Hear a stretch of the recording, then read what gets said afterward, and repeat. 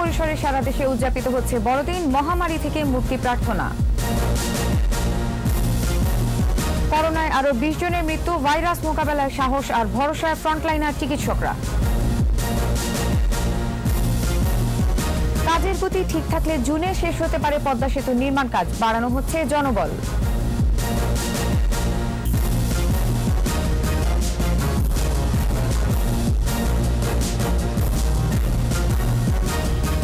শুনছিলেন first security ইসলাম bank limited সংবাদ শিরোনাম। আমন্ত্রণ জানাচ্ছি 21 দেশের সংবাদে, সাথে আছি আমি নার্গিস মজিদ লিমা। দর্শক, 21 টেলিভিশনের সংবাদ একই সাথে সরাসরি দেখতে পাবেন আমাদের ফেসবুক পেজ www.facebook.com/2124 অনলাইনে। বৈশ্বিক মহামারী করোনা থেকে পরিত্রাণ পেতে প্রার্থনার মধ্য দিয়ে উদযাপন করা হচ্ছে খ্রিস্ট ধর্মানুসারীদের সবচেয়ে বড় ধর্মীয় অনুষ্ঠান শুভ বড়দিন। গির্জাগুলোতে ছিল স্বাস্থ্যবিধি মেনে সীমিত আকারে আয়োজন। প্রার্থনায় ছিল সুখী, সমৃদ্ধ, অসাম্প্রদায়িক বাংলাদেশের কথা। আদিত্য মামুনের রিপোর্ট। 2020 বছর আগে পৃথিবীতে মানবতার বার্তা নিয়ে এসেছিলেন যীশু খ্রিস্ট। তার জন্মদিন খ্রিস্ট ধর্মানুসারীরা পালন করেন বড়দিন হিসাবে। বিশ্ব মহামারী করোনার কারণে এবার গির্জায় আয়োজন ছিল সীমিত পরিসরে। পবিত্র বাইবেল পাঠের মধ্য দিয়ে শুরু হয় বড়দিনের অনুষ্ঠান। প্রার্থনা সঙ্গীতে ছিল ধর্মান্ধতা থেকে মুক্তির আকুতি।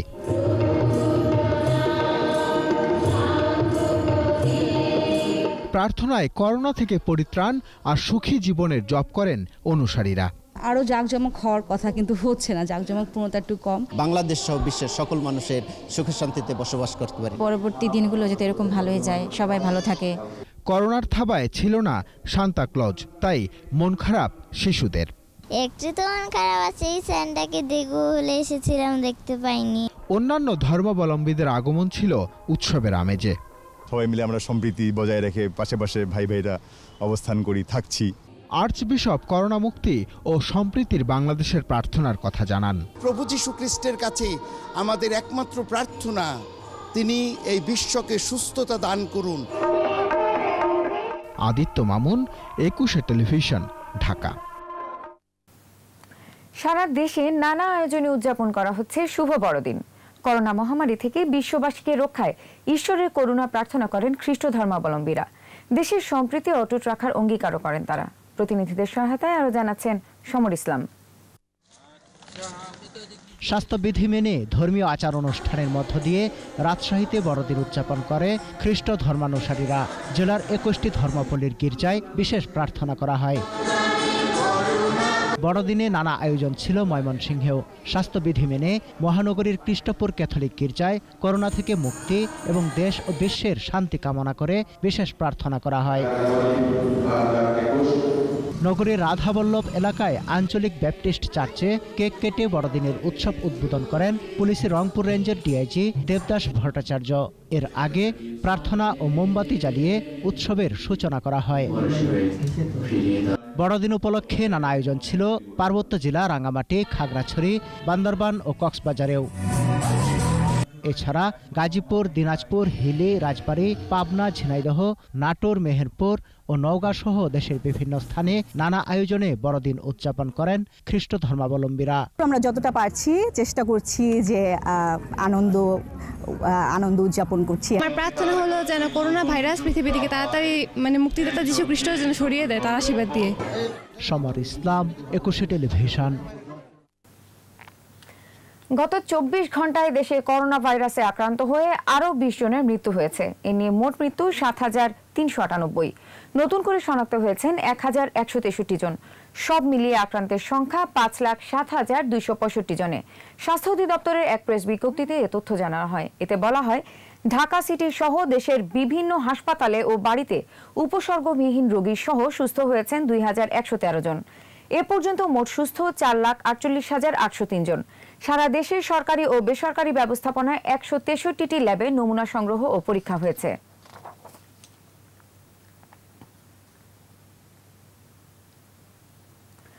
করোনা ভাইরাস মোকাবেলায় সাহস আর ভরসার নাম ফ্রন্টলাইনার চিকিৎসকরা, যারা মৃত্যু ভয়কে উপেক্ষা করে দায়িত্ব পালনে অবিচল। পরিবার পাশে না দাঁড়ালেও অনেক সংগঠন ও ব্যক্তি দাফন সৎকারে মানবতার হাত বাড়িয়েছে। স্মৃতি মণ্ডলের রিপোর্ট। মহামারীকালে মৃত্যু, সংকট আর দুর্দশার পাশাপাশি ভালোবাসা আর মানবিকতার চিত্র উঠে এসেছে নানা রূপে। দেশে করোনা শনাক্ত হয় ৮ মার্চ। শুরু থেকেই সংক্রমিতদের পাশে নির্ভীক যোদ্ধা, চিকিৎসক, নার্স সহ স্বাস্থ্যকর্মীরা। সুরক্ষা সামগ্রীর সংকট থাকা সত্ত্বেও দায়িত্ব থেকে পিছপা হননি কোভিড চিকিৎসকরা। সংক্রমিত হয়েছেন ফ্রন্টলাইনাররা। মৃত্যু তালিকাও কম বড় নয়। আমাদের যথেষ্ট দক্ষতা অর্জন করার মতো যোগ্যতা কিন্তু আমাদের হয়েছে। আমি মনে করি আমাদের ডাক্তাররা, আমাদের নার্সরা, আমাদের স্বাস্থ্যকর্মীরা সব রোগী কিন্তু সুন্দরভাবে ম্যানেজ করছে। আমরা রোগীর কাছেও যাই, গায়ে হাত দিয়ে রোগীকে এক্সামিন করে তার পরীক্ষা নিয়ে যা করা কিন্তু আমরা করছি আর কি। সুতরাং আমি মনে করি যে যদি দ্বিতীয় ঢেউ এসেই যায় বা সংক্রমণ বাড়ে, আমরা কিন্তু স্বাস্থ্যকর্মী যা ডাক্তার, নার্স, আমরা কিন্তু এটা মোকাবেলা করতে আমি সক্ষম বলেই মনে করি। এই সবার জন্য মেসেজ 4টা বেজে গিয়েছে, যে দোকানপাটগুলো খোলা থাকার কথা না সব বন্ধ হয়ে যাবে। করোনা সংক্রমণে এই সময়ে অন্য পরিচয়ে মানুষের সামনে এসেছে পুলিশ বাহিনী। এই সংকটেই মানবিক পুলিশের যাত্রা শুরু। লকডাউন, কোয়ারেন্টাইন, নজরদারি থেকে শুরু করে ত্রাণ বিতরণ, করোনায় মৃত ব্যক্তির দাফন বা সৎকারেও প্রশংসনীয় ভূমিকা পুলিশ বাহিনীর। করোনা যেমন নিষ্ঠুরতা দেখিয়েছে, তেমনি আর্তের সেবায় এগিয়ে এসেছে অনেক মানবিক হাত। আক্রান্ত ব্যক্তিকে হাসপাতালে পৌঁছে দেয়া, অসহায় মানুষের মাঝে আর্থিক কিংবা খাদ্য সহায়তা সহ ভালোবাসা আর সামাজিক দায়িত্বের স্ফুরণ ঘটেছে। দাফন কিংবা সৎকারের জন্য যখন পরিবারের সদস্যরাও পিছিয়ে গেছেন, তখন নারায়ণগঞ্জের কাউন্সিলর খুরশেদের মতোই এগিয়ে এসেছেন অনেক সাহসী সন্তান। প্রকৃতিতেও প্রাণ প্রতিষ্ঠা করেছে করোনা ভাইরাস। এক অন্য সবুজ বাংলাদেশ দেখেছে জাতি, যা নিকট অতীতে কখনো দেখা যায়নি। বন ও সাগরের প্রাণীরাও ফিরে পায় বেঁচে থাকার স্বাদ। এপ্রিল, মে এই 2 মাস মোটামুটি আমরা গত কয়েক বছরের তুলনায় সবচেয়ে ভালো বায়ু আমরা গ্রহণ করতে পেরেছি। জুন, জুলাই, আগস্ট মাসে আমরা লক্ষ্য করি যে আবার বায়ু দূষণ ক্রমান্বয়ে বাড়তে থাকে এবং এই সময়ে বায়ু দূষণ বাড়লেও 2019 সালের তুলনায় মে, জুন, জুলাই, আগস্ট পর্যন্ত প্রায় 20 ভাগ কম বায়ু দূষণ ছিল। সময়ের ব্যবধানে করোনা ভাইরাসের সাথে অভ্যস্ত হচ্ছে মানুষ, স্বাভাবিক হচ্ছে জনজীবন। নতুন আগামীর জন্য পুরনো দিনের অভিজ্ঞতাই হতে পারে অন্যতম হাতিয়ার। স্মৃতিমণ্ডল, একুশে টেলিভিশন, ঢাকা। নারায়ণগঞ্জে এসএসসি 85 অ্যালামনাই অ্যাসোসিয়েশন কর্তৃক আয়োজিত পুনর্মিলনী ও সংবর্ধনা অনুষ্ঠান হয়েছে। সকালে নারায়ণগঞ্জের সোনারগাঁও রয়্যাল রিসোর্টে দিনব্যাপী এই অনুষ্ঠানের উদ্বোধন করেন নারায়ণগঞ্জ 1 আসনের সংসদ সদস্য, বস্ত্র ও পাটমন্ত্রী গোলাম দস্তগীর গাজী। এ সময় আরও উপস্থিত ছিলেন নারায়ণগঞ্জ 3 আসনের সংসদ সদস্য জনাব লিয়াকত হোসেন খোকা, রেক্টর বিপিট এটিসি রাকিব হোসেন, যুব ও ক্রীড়া মন্ত্রণালয়ের সচিব আক্তার হোসেন সহ অনেকেই। দিয়ে বরণ করে নেওয়ার জন্য বিসমিল্লাহির রহমানির রহিম বলি আজকে আমরা নোংরা ও অস্বাস্থ্যকর পরিবেশে খাবার তৈরির অপরাধে কুষ্টিয়ায় 5 রেস্টুরেন্ট মালিককে 1,95,000 টাকা জরিমানা করেছে ভ্রাম্যমাণ আদালত। সকাল থেকে দুপুর অবধি জেলা প্রশাসন ও র্যাব এই অভিযান পরিচালনা করে। এ সময় নোংরা ও অস্বাস্থ্যকর পরিবেশে খাদ্য তৈরির অভিযোগে মৌবন রেস্টুরেন্ট, নবাব বিরিয়ানি হাউস, হাজি বিরিয়ানি হাউস, নান্না বিরিয়ানি হাউস ও অশোক দধি ভান্ডারকে জরিমানা করা হয়। র্যাব জানায়, শহরের কিছু রেস্টুরেন্টে অস্বাস্থ্যকর ও নোংরা পরিবেশে খাবার তৈরির খবর পেয়ে তারা অভিযান পরিচালনা করেন। এই অভিযান অব্যাহত থাকবে বলেও জানান র্যাবের কর্মকর্তা।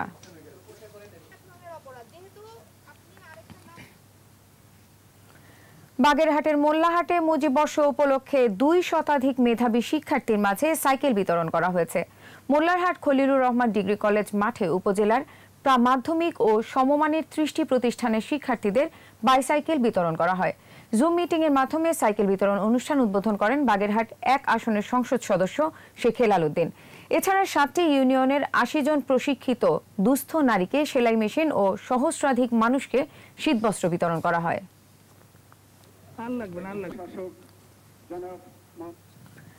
বরগুনায় সিপিপির স্বেচ্ছাসেবক ও পৌরসভার দুর্যোগ ব্যবস্থাপনা কমিটির সদস্যদের ঘূর্ণিঝড় প্রস্তুতি সরঞ্জাম বিতরণ করেছে উন্নয়ন সংগঠন পিএইচডি। বরগুনা সদর উপজেলা পরিষদ মিলনায়তনে অতিরিক্ত জেলা প্রশাসক আশরাফুল ইসলাম স্বেচ্ছাসেবকদের হাতে সরঞ্জাম তুলে দেন। সরঞ্জামের মধ্যে রয়েছে rechargeable super megaphone, heavy duty siren, life jacket, high power LED search light, helmet, gumboot ও ফার্স্ট এড বক্স। কনসার্ন ওয়ার্ল্ডওয়াইড-এর সার্বিক তত্ত্বাবধানে দাতা সংস্থা ব্রিটিশ সরকারের ইউ অর্থায়নে পিএইচডি এই প্রকল্পের বাস্তবায়নকারী সংস্থা হিসেবে কাজ করছে। কবে খুলছে পদ্মা সেতু? সাধারণ মানুষ থেকে বিশেষজ্ঞ সবার মনেই দোলা দিচ্ছে এই প্রশ্ন। এ বিষয়ে 21 টেলিভিশনের সাথে কথা বলেছেন পদ্মা বহুমুখী সেতু প্রকল্পের আন্তর্জাতিক পরামর্শক বিশেষজ্ঞ প্যানেলের প্রধান এম শামীম জেড বসুনিয়া। তিনি জানান, এমন একটি বড় প্রকৌশল প্রকল্পের দিন নির্ধারণ নির্দিষ্ট করে বলা কঠিন, তবে কাজের চলমান গতি ঠিক থাকলে আগামী জুনে শেষ হবে নির্মাণযোগ্য। রিপোর্টে জানাচ্ছেন মোহাম্মদ নুরুন নবী। বহুল আলোচিত পদ্মা সেতুর ভৌত অবকাঠামো দাঁড়িয়ে আছে সগৌরবে। এই অবয়বও জানান দিচ্ছে আর বেশি দিন অপেক্ষায় থাকতে হবে না, শীঘ্রই যানবাহন ও রেল চলবে এই সেতু দিয়ে। এটি একটি প্রকৌশলগত কাজ, তড়িঘড়ি কিংবা হিসেব কষে দিনক্ষণে ছকে ফেলা যাবে না একে। প্রকৌশলীরা বলছেন, অবকাঠামো নির্মাণের প্রধান চ্যালেঞ্জ অতিক্রম করা গেছে, এখন চলছে আনুষঙ্গিক কাজ। দ্বিতল সেতুর লোয়ার কর্ডে বসছে রেলওয়ে স্ল্যাব, বসেছে 2/3, আর আপার কর্ডে বসানো হচ্ছে রোডওয়ে স্ল্যাব। 41টি স্প্যানের মধ্যে বসেছে 18টিতে, বাকি আছে 23টি। 2 মিটার চওড়া, 22 মিটার লম্বা, 80 টনের স্ল্যাব দিয়ে একটি স্প্যান পূরণের সময় প্রয়োজন 1 মাস। সে হিসেবে 23টি স্প্যানে 23 মাস। বর্তমান জনবল দ্বিগুণ করলে 11 মাসে শেষ করা সম্ভব। 75 ফিটের কাছাকাছি দেখলাম বাস ছাড়া আনা যাবে না, ক্রেন ছাড়া উঠানো যাবে না, ক্রেন নেওয়ার পরে আস্তে আস্তে নিতে হবে। প্রায় 23টা স্প্যানে বাকি আছে, তাতে আমাদের প্রায় 1 মাস করে যদি লাগে, 1 মাস করে লাগছে, সেখানে 23 মাস লাগে। 2টা গ্রুপে করাতে তাহলে 11.5 মাস লাগে আমাদের খালি রোডওয়ে স্ল্যাব শেষ করতে। এর আগে রেলওয়েটা হয়ে যাবে। 2টা গ্রুপ যদি আনতে পারে তাহলে 5 মাস 6 মাসে পারে। তারা কথা দিয়েছে তারা আনবে। এরই মধ্যে জনবল ও শিফট বাড়ানো হয়েছে। চলতি বছরের শেষে আরও কর্মী যুক্ত হচ্ছে নির্মাণযজ্ঞে। নেক্সট 16 ডিসেম্বরে যদি এটা হতে পারে তাহলে উইল বি ভেরি গ্ল্যাড। আর যদি না হয়, না হওয়ার চান্স বেশি, হওয়ার চান্স যে একেবারে 0 তা না, যেটা 7ই মার্চ হতে পারে। 7ই মার্চ একটা সাংঘাতিক রকম দিবস, সেই দিন। তারপরেও যদি না হয় তাহলে আমি 26শে মার্চ সেদিনের আমি খুশি হব। এখন আমার মনে হয় না যে এটা জুন মাসের পেছনে যাবে। শুধু স্ল্যাব বসানো নয়, এর সাথে আছে রেলিং বসানো, ওয়ারিং কোর্স নির্মাণ। শেষ করতে হবে বিটুমিন অথবা কনক্রিটের ঢালাই। সব কাজ শেষ করে বসবে signalling system, road light, gas pipeline, উচ্চ ক্ষমতার বিদ্যুৎ লাইন, ফাইবার অপটিক, টেলিফোন কেবল লাইন।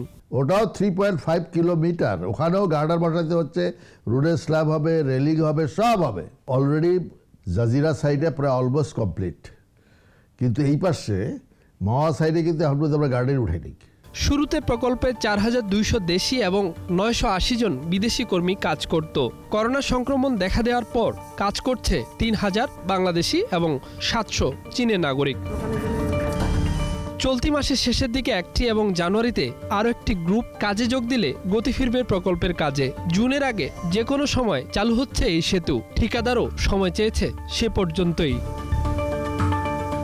মোহাম্মদ নুরুন নবী, 21 টেলিভিশন, ঢাকা।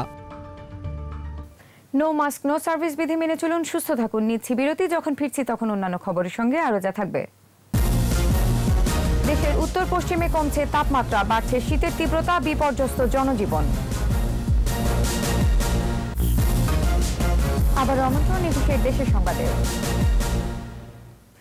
গাজীপুরে বকেয়া বেতন পরিশোধের দাবিতে দ্বিতীয় দিনের মতো রাস্তা অবরোধ ও বিক্ষোভ করেছে পোশাক কারখানার শ্রমিকরা। ঢাকা জয়দেবপুর 3 সড়ক এলাকায় কাঠ ফেলে রাস্তা বন্ধ করে দেয় তারা। শ্রমিকদের অভিযোগ, ওই কারখানায় গত সেপ্টেম্বর ও অক্টোবরে 65% বেতন দেওয়া হয়েছে। নভেম্বরে বেতন দেওয়ার একাধিক তারিখ দিলেও কারখানা কর্তৃপক্ষ তা পরিশোধ করেনি। পরিস্থিতি নিয়ন্ত্রণে বাড়তি পুলিশ মোতায়েন করা হয়েছে। এদিকে অবরোধের কারণে রাস্তার উভয় দিকে দীর্ঘ যানজটের সৃষ্টি হয়।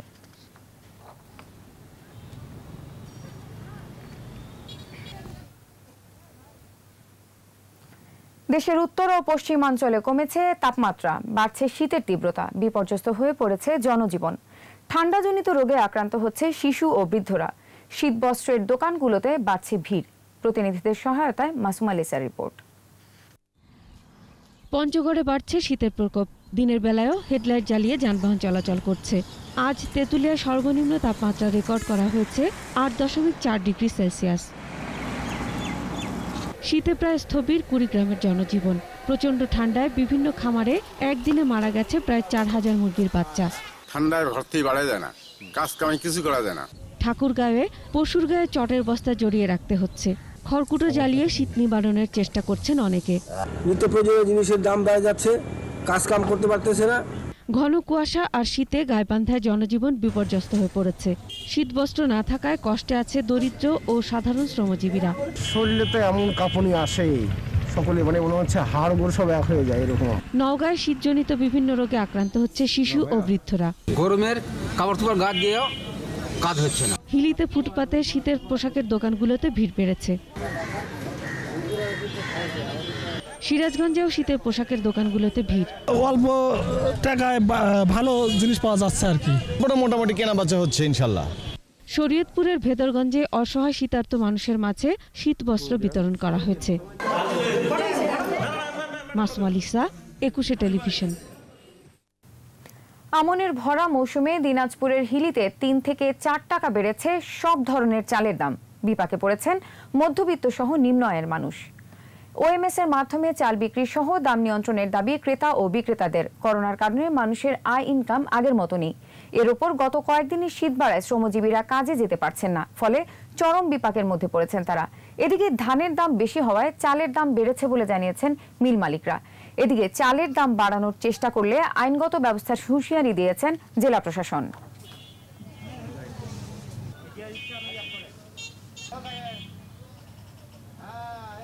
রোজগার কোনো কাম নেই, কাজ নেই।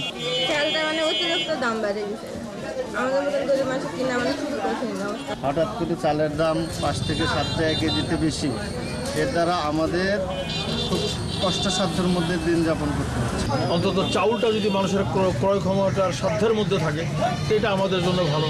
চাল ঘাটতি হওয়ার কারণটা হচ্ছে ধানের দাম বৃদ্ধির কারণে চালের দাম একটু বেশি। চাল সহ সকল নিত্য প্রয়োজনীয় দ্রব্যের মূল্য যেন সহনীয় পর্যায়ে থাকে এবং ন্যায্য মূল্য যেন নিশ্চিত করা যায়, সে লক্ষ্যে কিন্তু আমরা বাজারগুলোতে নিয়মিত মনিটরিং করে থাকি। আমরা বাজার তদারকির সময় স্বাস্থ্যসেবা সহ এই নিত্য প্রয়োজনীয় দ্রব্যগুলোর মূল্য যথাযথ আছে কিনা সেই বিষয়টি আমরা মনিটরিং করি। রাজবাড়ী জেলা শহরের ঐতিহ্যবাহী দারুল উলুম ভাজনচালা দাওরায়ে হাদিস মাদ্রাসা লিল্লা বোর্ডিং এর হেফাজতখানায় অগ্নিকাণ্ডের ঘটনা ঘটেছে। ভোরে ওই হেফাজতখানায় লাগা আগুনে মাদ্রাসার ব্যাপক ক্ষতি হলেও রক্ষা পেয়েছে ঘুমিয়ে থাকা 40 জন ছাত্র এবং অর্ধশতাধিক কোরআন শরীফ। মাদ্রাসার অধ্যক্ষ ইলিয়াস মোল্লার দাবি, আগুনে প্রায় 10 লক্ষাধিক টাকার ক্ষতি হয়েছে। রাজবাড়ী ফায়ার সার্ভিস ও সিভিল ডিফেন্স জানায়, আগুন লাগার সংবাদ পেয়ে দ্রুত ঘটনাস্থলে গিয়ে প্রায় 1.5 ঘন্টার চেষ্টায় আগুন নিয়ন্ত্রণে আনা হয়। প্রাথমিকভাবে ধারণা করা হচ্ছে রান্নার চুলা থেকে আগুনের সূত্রপাত হয়েছে।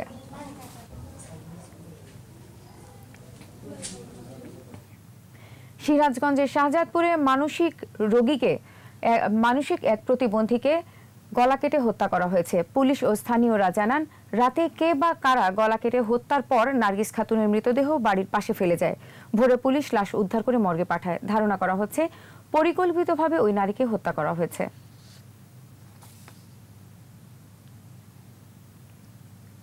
এবার চট্টগ্রাম সংবাদ।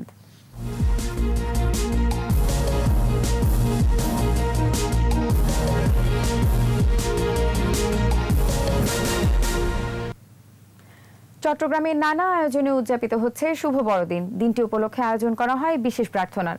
করোনা মহামারী থেকে বিশ্ববাসীকে রক্ষায় ঈশ্বরের করুণা প্রার্থনা করেন খ্রিস্ট ধর্মাবলম্বীরা। বিপ্লব মজুমদারের ক্যামেরায় চট্টগ্রাম থেকে রিপোর্ট করছেন হাসান ফেরদৌস। যীশু খ্রিস্ট অহিংসার পথ দেখিয়েছেন মানব জাতিকে, বাণী ছড়িয়েছেন সত্য সুন্দরের। সৃষ্টিকর্তার মহিমা প্রচার আর মানব জাতিকে সত্য ও ন্যায়ের পথে পরিচালিত করতে আগমন ঘটে প্রভু যিশুর। অর্থনৈতিকভাবে বলেন, শারীরিকভাবে আমরা অনেক প্রিয়জনকে হারিয়েছি এবছর। সবাইকে শান্তিতে রাখে, সুস্থ রাখে এবং আমাদের এই সব রোগ থেকে মুক্ত করে। সকল ধর্মীয় সবাইকে যেন আমরা সুখে থাকতে পারি, একসাথে থাকতে পারি, আমরা সকলেই যেন আবার স্বাভাবিক জীবন ফিরে পেতে পারি। বড়দিন উপলক্ষে বর্ণিল সাজে সাজানো হয় চট্টগ্রামের বিভিন্ন গির্জা। সান্তাক্লজের উপস্থিতি, প্রার্থনা সহ নানা ধর্মীয় আচার অনুষ্ঠান চলে বড়দিনের উৎসব। বিশ্বময় শান্তি ও মঙ্গল কামনা করা হয় বিশেষ প্রার্থনায়। আমাদের সকলকে যেন সুস্থ রাখে এবং আমরা যেন খুব শীঘ্রই যেন এই মহামারীটা থেকে কেটে উঠতে পারি। আগামী বছর যাতে আমরা সুন্দরভাবে আমাদের ক্রিসমাসটা পালন করতে পারি। বৈশ্বিক মহামারী থেকে মানব জাতিকে রক্ষার প্রার্থনা ছিল গির্জায়। বড়দিনে শুভেচ্ছা জানিয়েছেন রাজনৈতিক নেতৃবৃন্দ। যিশুর কাছে প্রার্থনা হলো যেন এই বছর সারা পৃথিবীতে আতঙ্ক থেকে মুক্তি দান করেন এবং পৃথিবীতে শান্তি। এখন সমগ্র বিশ্ব করোনা ভাইরাসে কাঁপছে, বিপর্যস্ত মানবতাকে সাহায্যের জন্য সবাই হাত বাড়িয়ে দেখ। বড়দিনকে ঘিরে নিরাপত্তা জোরদার করা হয় চট্টগ্রামে। বাড়তি পুলিশ মোতায়েন করা হয় গির্জাসহ খ্রিস্টান পল্লীতে, যাতে মানুষ নির্বিঘ্নে শৃঙ্খলার সাথে প্রবেশ করে চার্চের এখানে তাদের যে ধর্মীয় যে বড় উৎসব সেই উৎসবটা পালন করতে পারে, আমরা সে সহযোগিতা করছি। প্রত্যেকটি গির্জার পেরিফেরিতে আমরা চেকপোস্ট, পুলিশ চেকপোস্ট স্থাপন করেছি। সন্দেহভাজন লোকজনকে তল্লাশি করা হচ্ছে। হিংসা, হানাহানি, সংঘাত ছাপিয়ে বিশ্বময় শান্তি ছড়িয়ে পড়ার এমন প্রত্যাশা সকলের। হাসান ফেরদৌস, 21 টেলিভিশন, চট্টগ্রাম। কক্সবাজার পৌর পূজা উদযাপন পরিষদের উদ্যোগে শতাধিক পরিবারের মাঝে শীতবস্ত্র ও মাস্ক বিতরণ করা হয়েছে। শ্রী শ্রী সরস্বতী বাড়ি প্রাঙ্গণে আয়োজিত অনুষ্ঠানে প্রধান অতিথি ছিলেন জেলা আওয়ামী লীগের যুগ্ম সাধারণ সম্পাদক ও পূজা উদযাপন পরিষদের সভাপতি অ্যাডভোকেট রঞ্জিত দাস। পরে শীতবস্ত্র ও মাস্ক বিতরণ করা হয় এবং সম্প্রীতি ব্লাড ডোনেশন ক্লাবের আয়োজনে বিনামূল্যে রক্তদান কর্মসূচি পালন করা হয়।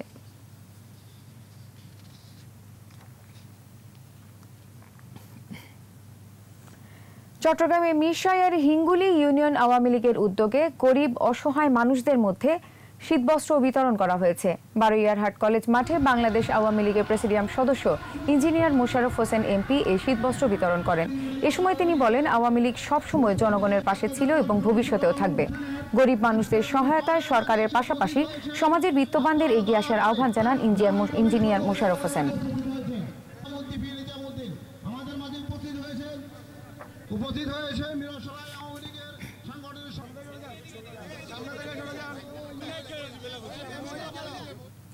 শেষ করছি 21 দেশের সংবাদ। তবে যাবার আগে ফার্স্ট সিকিউরিটি ইসলাম ব্যাংক লিমিটেড সংবাদ শিরোনামগুলো জানিয়ে দিব আরো একবার। স্বাস্থ্যবিধি মেনে সীমিত পরিসরে সারা দেশে উদযাপিত হচ্ছে বড়দিন, মহামারী থেকে মুক্তি প্রার্থনা। করোনায় আরো 20 জনের মৃত্যু, ভাইরাস মোকাবেলায় সাহস আর ভরসায় ফ্রন্টলাইনার চিকিৎসকরা। কাজের গতি ঠিক থাকলে জুনে শেষ হতে পারে পদ্মা সেতুর নির্মাণ কাজ, বাড়ানো হচ্ছে জনবল।